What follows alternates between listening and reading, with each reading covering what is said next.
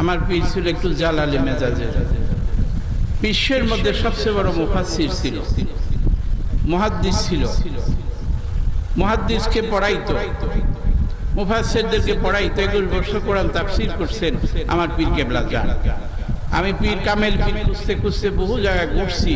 পীর নামে তো বহু আছে, কিন্তু আমার রোগ বুঝবে কে, আমার ভালো ওষুধ দিবে কে, এই ডাক্তার কোথায় পাই? তা আমি খুঁজতে খুঁজতে আল্লাহ আমাকে নসিবে মিলাই দিয়েছে আমার কামেল মুর্শেদ। আমি যার চরণে বিক্রি হয়ে গেছি, সে মাওলানা কুতুবউদ্দিন, যার নামকরণে কুতুব্বা।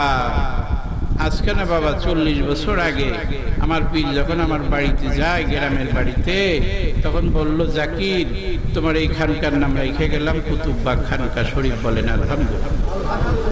সেটা এখন সারা দুনিয়ায় ছড়ায় গেছে, সেটা কুতুব্বা দরবার শরীফ। আপনারা যায় দেখেন। একজন বলে যে হুজুর শিলিগুড়ি গেছি, জলপাইগুড়ি, গড়ে গড়ে যায় দেখে আপনার কথা বলে হিন্দু মুসলমান। আমি বলছি আমার কথা কেন বলবো, আল্লাহর কথা বলে ওরা। আমি একজন গুনাহগার, আমি এদের দাওয়াত দিতেছি, মেসেজ পৌঁছাইতেছি। একজন বলে ব্যাংকক গেলাম, 32 আমার আপনার এক গাড়িতে উঠাইছি।